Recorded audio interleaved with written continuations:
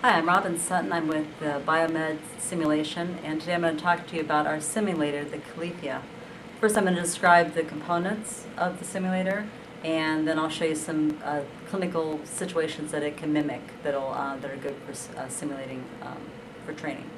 I'm here today at Carl Foundation Hospital, and we're running an ECMO circuit with this. So the first part of this is the patient box. You can see over here.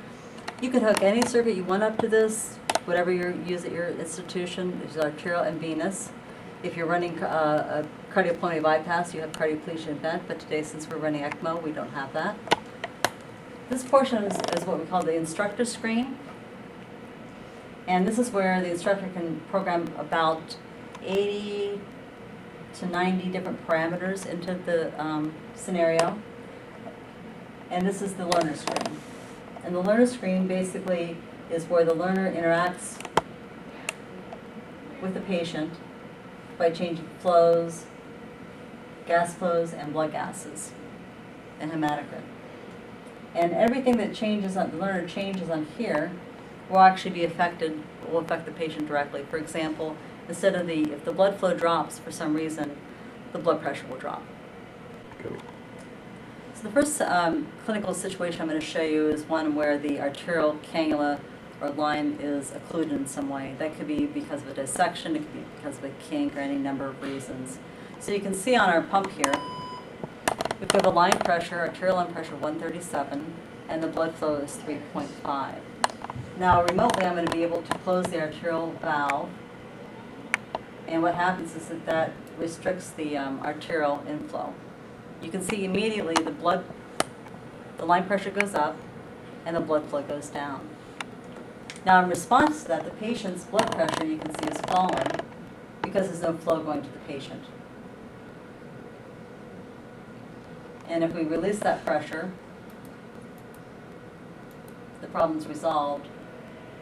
The line pressure goes back down, the flow goes back up, and the blood pressure goes back up.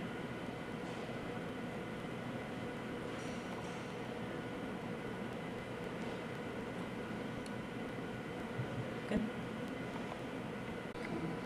The next clinical situation we're going to simulate is oxygenator failure. So in this case, we're starting with a baseline. This is the baseline blood gases, normal pH, PCO2, PO2, venous saturation is normal, about 67. Here we have our gas flow meter, it's set at 2. That controls our CO2. And our FiO2 is set for 70, which basically controls our PO2. And what I'm going to do on these simulators is I'm going to increase the oxygenator shunt, which will actually make these blood gases get worse over a period of time. And as I slowly increase that shunt, you can see that the PO2 drops and the PCO2 increases. Now what the learner will do in response to that is they'll increase the FiO2 to try to get the PO2 back up to normal.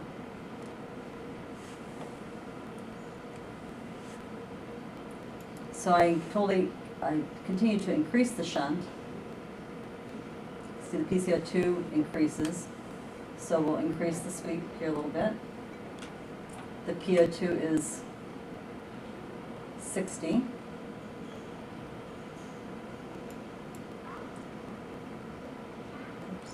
And so I'm going to increase the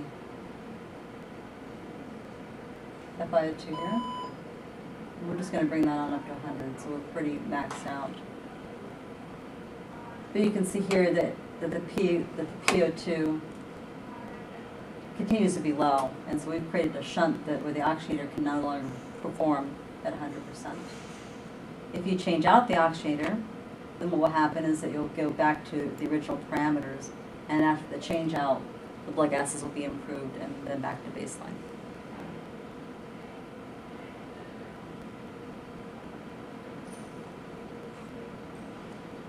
And we can bring our sweep back down to 2 and bring our FiO2 back down to about 70.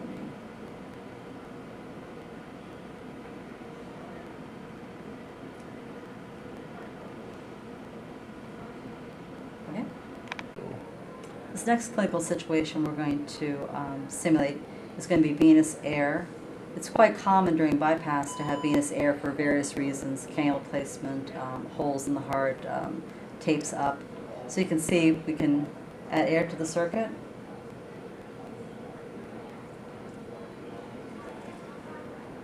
You can see we sent a big bolus of air down there. Just right in the pump. We've also been able to take a pig heart and put it in line within the caliphia system. And this way we can actually have a real heart in a chest cavity that will simulate a real clinical situation. And and you can see this in these next two pictures.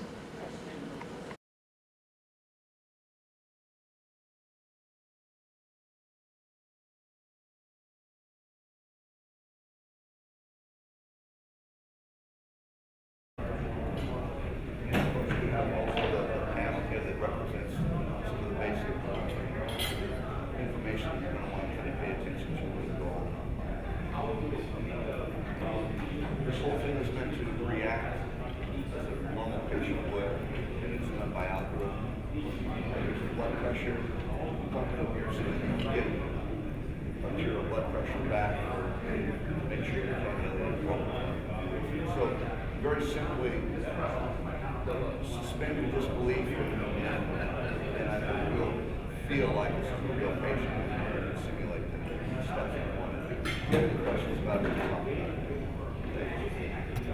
Okay. All right. Yeah, excellent. So anyway, this is, you can call it plug gas anytime you want. When you go on bypass, you have a CI will come up, and so the patient will drain out just like you'd expect. See if you have rid of zero. Can I get rid of my blood gas? We can move it out of the way. It might go without take it away. But that's just to show you it's normal. And this actually is kind of like I use it as a PA catheter, now, and then when you go on pump, it's just your side of it. Here's your oxygen control. So what you do is you can go ahead and just press this right here. In that case, you press it up, and then they can sweep, or you can just touch it and do this faster. So, when you're changing the FiO2, you have to hit this to engage it, and then turn that. So you can set it. This patient's 65-year-old male, 75 kilo, and 60 centimeters, or 1.78 PSA, and they have to re-engage it. Together, make it green. That's kind of it. Okay. So it's telling you it's an alarm condition, so you gave us 0 for it. That's all it is. It's not alarming. So I'm going to predict.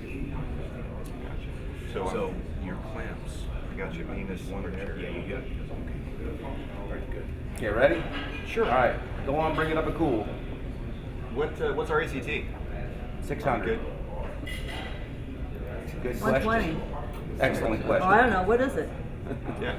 Oh, yeah, what do you have? Do we have that on the? You have it on the Connect. Make it 600, please. Okay, so we're I good. told him 600. We're good on our ACT. We're good. Patient stable. Sorry, Robin. All right. I was going to have the first scenario right there, so Oh! Okay, we're going to go ahead and go on bypass now. Pump is forward, venous is open.